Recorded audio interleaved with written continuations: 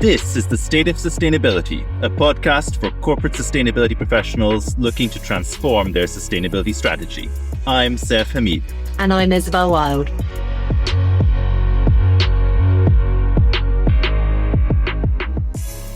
Hello, everybody.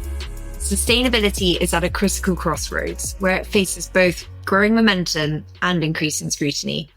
Balancing profitability with responsibility is not a new challenge, but as the initial wave of sustainability momentum begins to stabilize, some organizations are reassessing their priorities, leading to tighter budgets and more focused resource allocation.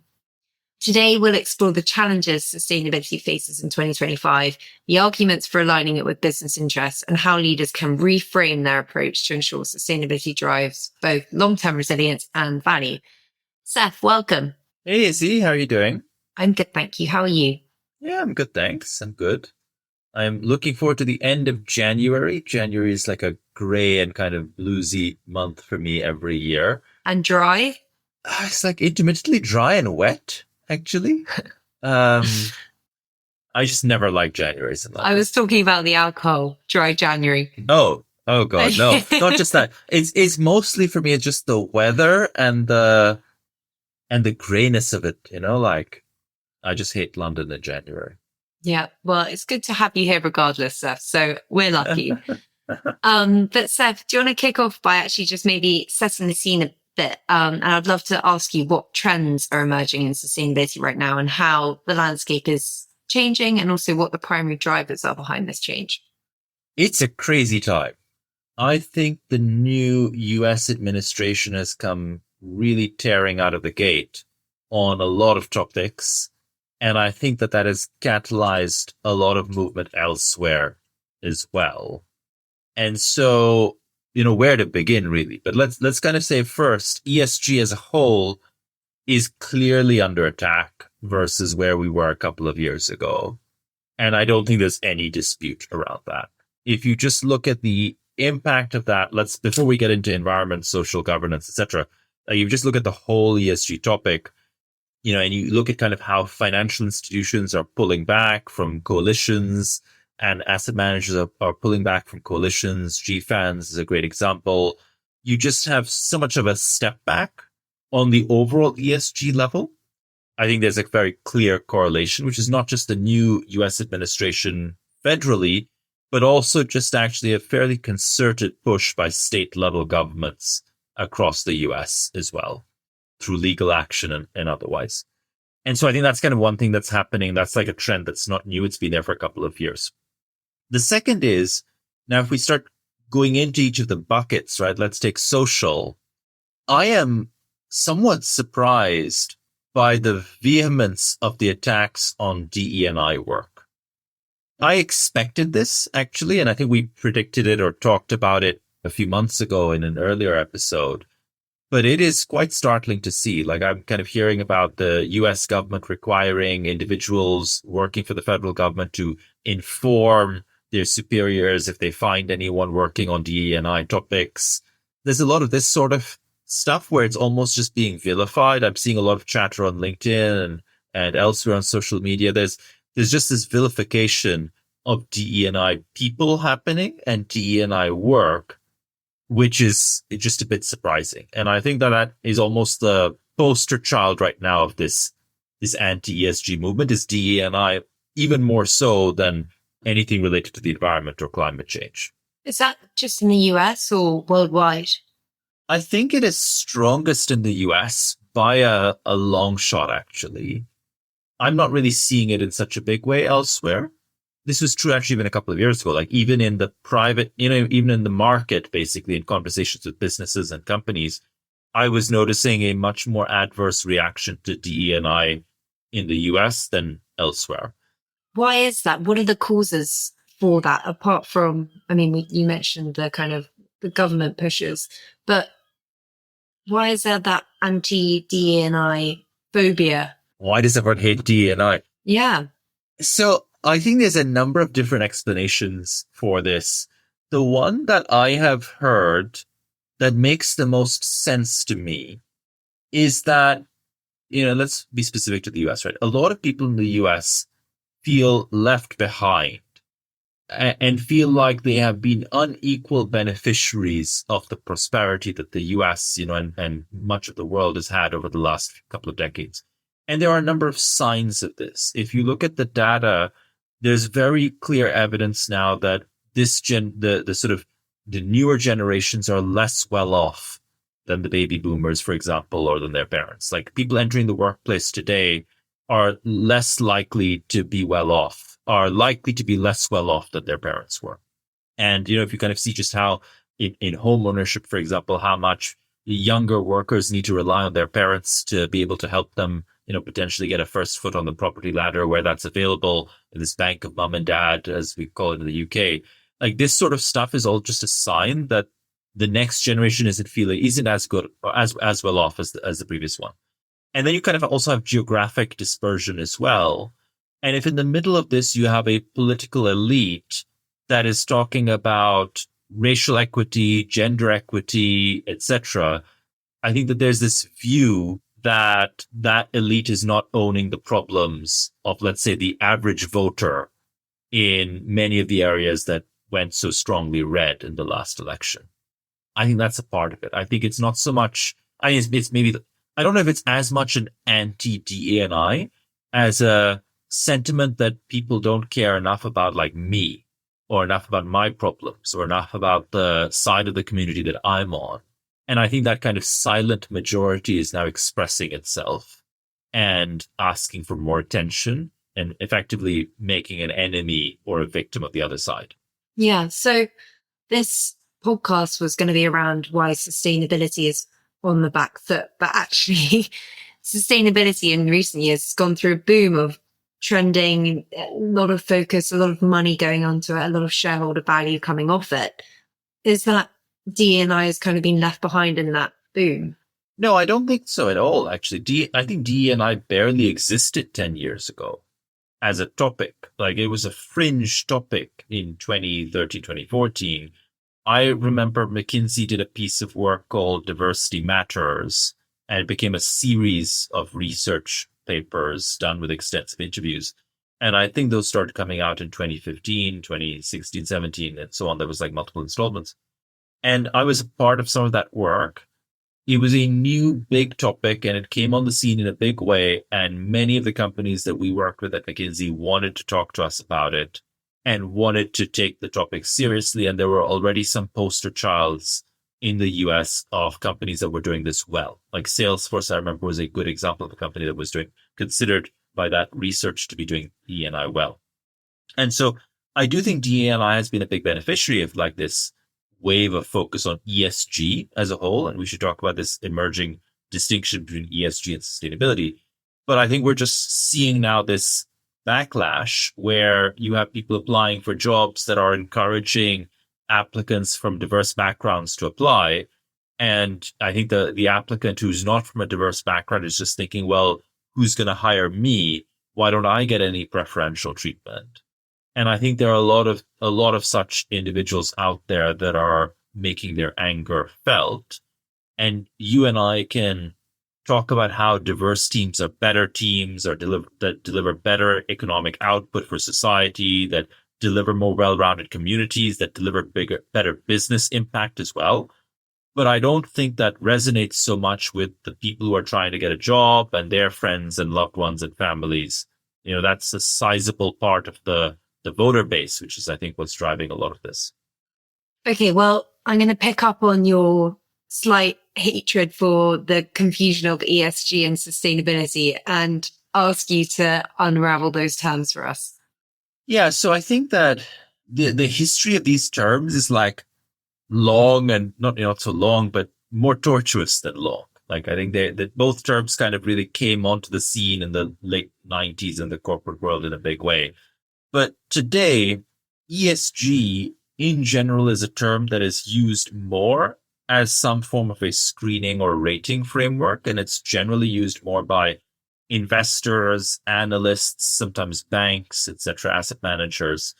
Sustainability has tended to be the term that is more often used to describe how a business approaches its own improvement program when it comes to particularly the environment. And so within that, we tend to focus on things like, double materiality type topics from an environmental standpoint, the impact that I have on the world and the impact I think the world is likely to have on me.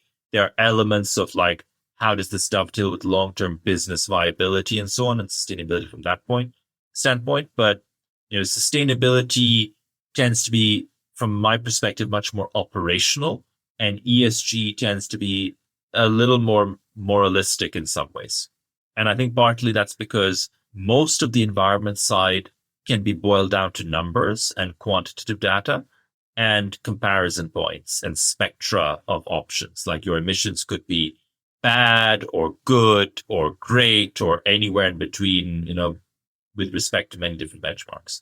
Whereas your approach to human slavery is unlikely to be somewhere on the spectrum from bad to great. Like you either have slavery in your value chain or you don't. You either have child labor in your value chain or you don't. It's not that you have a few units of child labor and that's okay, but actually don't let it get higher than that. And I think that's why ESG tends to be a little more of a moral viewpoint. I think sustainability is also under some level of pushback. I think that we're going to see that in terms of both a tightening of commitments and progress by the more forward-leaning larger companies. So I think that they are going to use the current zeitgeist to lower ambition and center ambition around fewer topics that they think they can excel at. And I don't think that's necessarily a bad thing. Like we can talk about it. I don't think it's necessarily a bad thing. And then I think there's going to be all of these companies on the outer edges that are going to kind of melt away, basically, as they find that they don't really need to be in this tent as much as they thought or right now or at all, basically. So I think that's going to be a big shift. And then on regulation, we're seeing actually quite a concerted pushback against a lot of the regulation that came in over the last couple of years.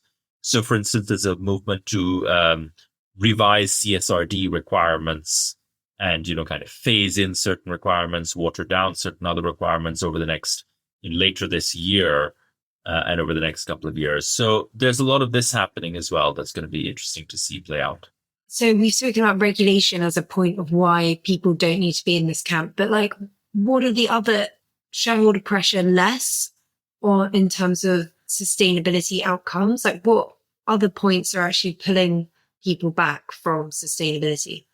So I think shareholder pressure, it's kind of always hard to say whether these things are less in absolute terms, because you could, if you look at two different, like a headwind and a tailwind almost, it is a fact that many of the largest asset managers who are shareholders are pulling back from many of the large public commitments. Like this is just factual. We're kind of seeing this happen. And so you have to say, well, the level of ambition must be a little lower. Like many of them were talking about a full-scale divestment from fossil fuel-based assets, from coal-based assets, even oil and gas. They were talking about a full-scale divestment on some time frame. And now far fewer large asset managers are talking about divestment at that ambition level. So factually speaking, yes, there is less shareholder pressure. At the same time, there's enough of a tailwind where more and more of like the mid-size asset managers, more and more kind of family offices, more and more shareholders are starting to think about this topic set just because they've seen others doing it for a while now. And there's a certain momentum that you get with that. So if you look at, for example, even when it comes to like CSRD reporting requirements, we're here talking about how some of that might get watered down. But at the same time, the requirements themselves, to any extent, represent such a change in ambition level over the last several years that the momentum is still going to be more and more companies reporting, more and more companies doing more, even if you get a watering down. So it's kind of like one step back, two steps forward, not to reframe the old comparison. Building on to this, what is it about sustainability as a concept, or even the people that work in sustainability that have fed into this challenge around sustainability perhaps being seen as more of like a cost center or a self-imposed tax versus maybe a value generating function? I think what you're getting at is sustainability conformant with capitalism? And I think that's a debate that's being had right now quite widely, because with the new administration in the US, we are entering almost deep Darwinism. And you can actually see this with this debate over Greenland, for example, where the US is in a position where they can say to Denmark, we want Greenland. And we basically will now just watch this play out. And I think there's a reasonable bet that actually the US might get Greenland out of it. Similarly, you kind of look at the US extraditing or deporting individuals to Colombia, and Colombia refuses to accept those individuals. And the US then says, well, fine, we've slapped on a set of emergency tariffs and trade restrictions onto Colombia that are going to take effect immediately because you're not playing ball. And this is kind of like almost like a deep Darwinism, right? This is like, we have the ability to assert ourselves. We are going to go ahead. We are the dominant species in this engagement, in this relationship. And I think that the capitalist equivalent of that is like, if you kind of look at Milton Friedman and you talk about business as purely existing to maximize shareholder value, do we actually, there's this view that actually like all this sustainability stuff, as long as you're not breaking the law, you should do what you need to do to make money for your shareholders. And I think that is an argument that we're kind of seeing now resurface. It had sort of not quite gone into hiding, but there was this talk about, stakeholder capitalism, and how actually there's many different stakeholders that you need to account for, not just shareholders. That is now also on the back foot. Yes. So can sustainability be compatible with Darwinian capitalism? And just to be clear, by Darwinian capitalism, you mean the survival of the fittest. So Darwin's theory of evolution. Yeah, I mean, let's kind of be consistent, right? We can just kind of say, like, if you look at the sort of Milton Friedman school of capitalism, and you say the business exists to maximize value for its shareholders, and that is the purpose of business, let's go with that. And let's say, can sustainability be compatible with this? And I actually think that there are multiple grounds on which it can and is.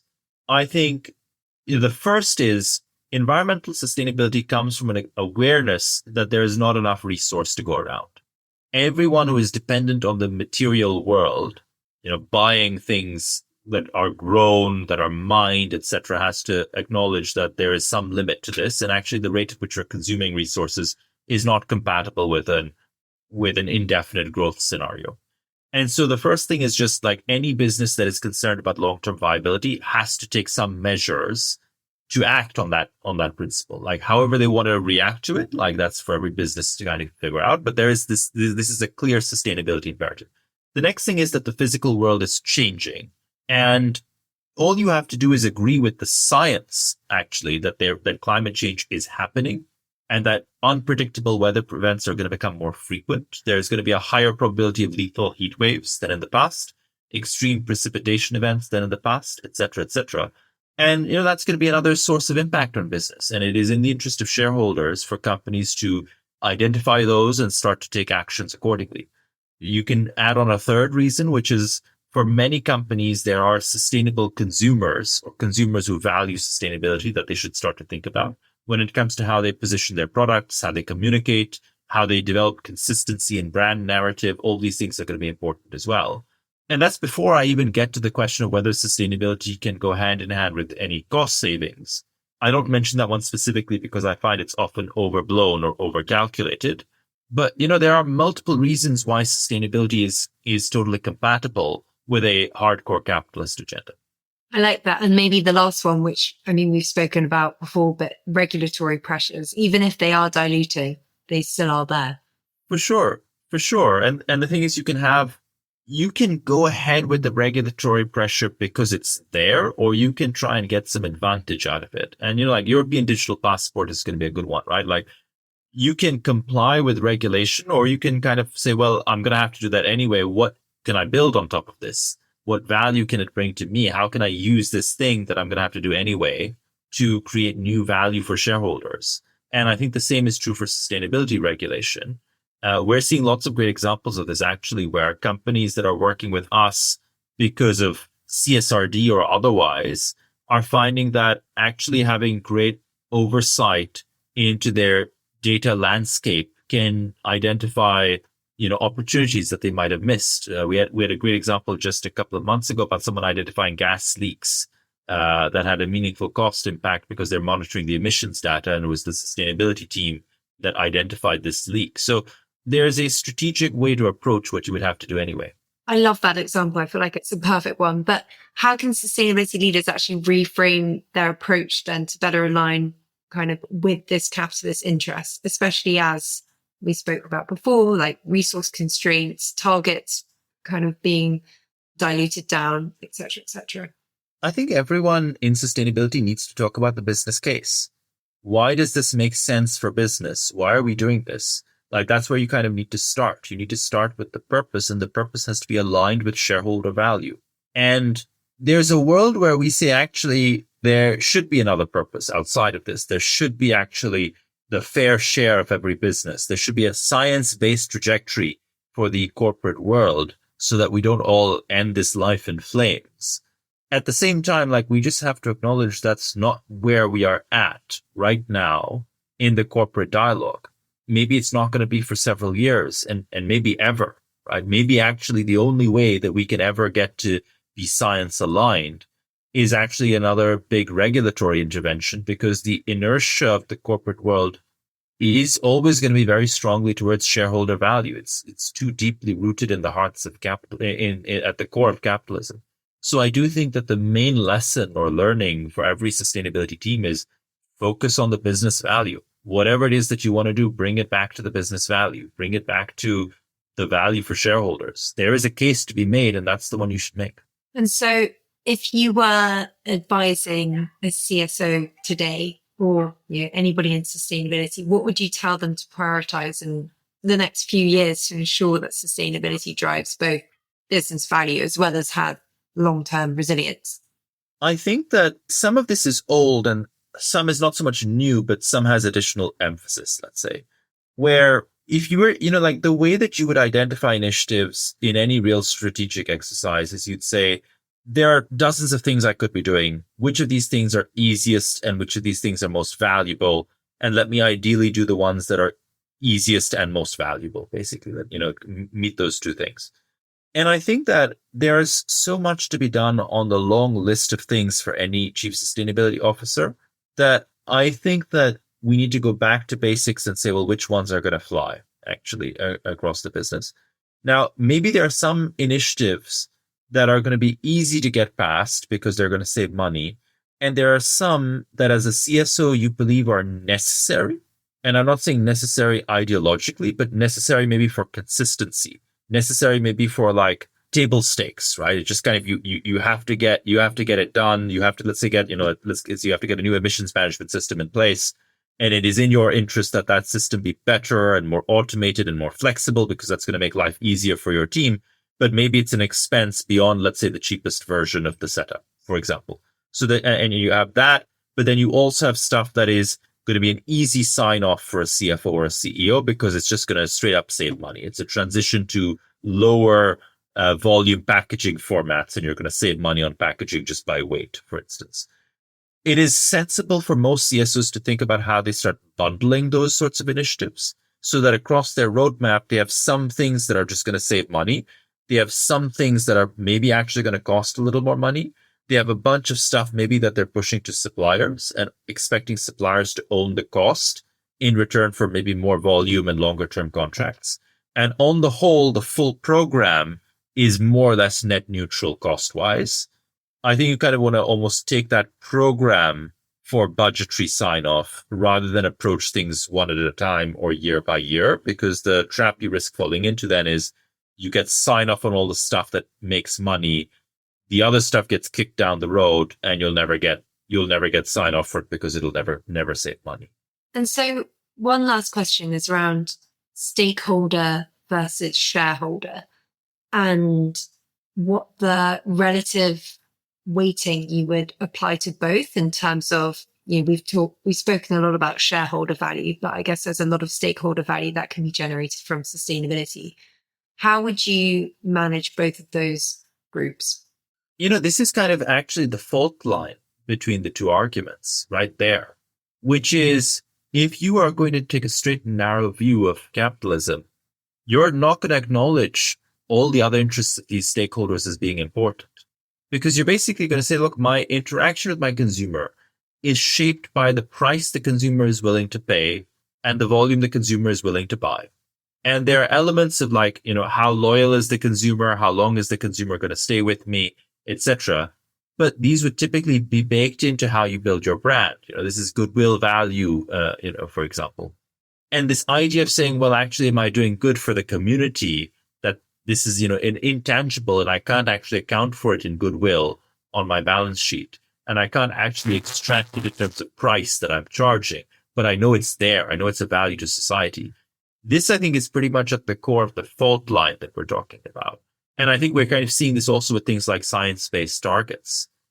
If there is a delta between what the business needs to do from a target perspective to avoid losing brand credibility, to avoid breaking the law, to avoid pissing off its talent base, to avoid, in short, doing any of these things that would destroy shareholder value, I think there is today a challenge, which is to say the business shouldn't do anything more, actually. Most businesses aren't aiming to beat the goalpost on things like regulation. And I think a lot of the same thinking will start to be brought up in this space over the next few years. So 2025, this feels quite depressing, but you think maybe then it's going to be a scaling back of ambition and instead looking towards the lower end of the spectrum at what is the minimum input, maximum output? I think 2025 is definitely not a scaling up of ambition across the business community. And I don't think it's flat on ambition. And therefore, I think it is definitively a scaling down of ambition. I don't think there's any two ways about it. At the same time, I think that ambition was at unrealistic levels a couple of years ago. Like there was no way that a lot of the commitments that we were seeing out there were ever going to be realized. So I'm kind of disheartened as an environmentalist, right? Like there's a wistful part of you that wishes the world was rational and able to act in concert to avoid creating these massive externalities that are ultimately going to mean that we breach 1.5 degrees easily. But, at the same time, from a business perspective, I feel like 2025 is probably just going to result in a more pragmatic place for business. I kind of hope that that things don't get watered down too much, but actually, for business to arrive at a place that business thinks is long-term viable from a sustainability standpoint, I don't think that's a bad thing. Well, Seth, I think that is what most corporate sustainability professionals are going to be grappling with themselves this year, the ideological versus the business. So it's going to be a lot of pondering and big thoughts and recalibrating. But any final thoughts before we wrap up? No, I think we've covered all the bases, Izzy. Awesome. Well, thanks so much, Seth. And thanks everyone for listening. Goodbye. Thanks all.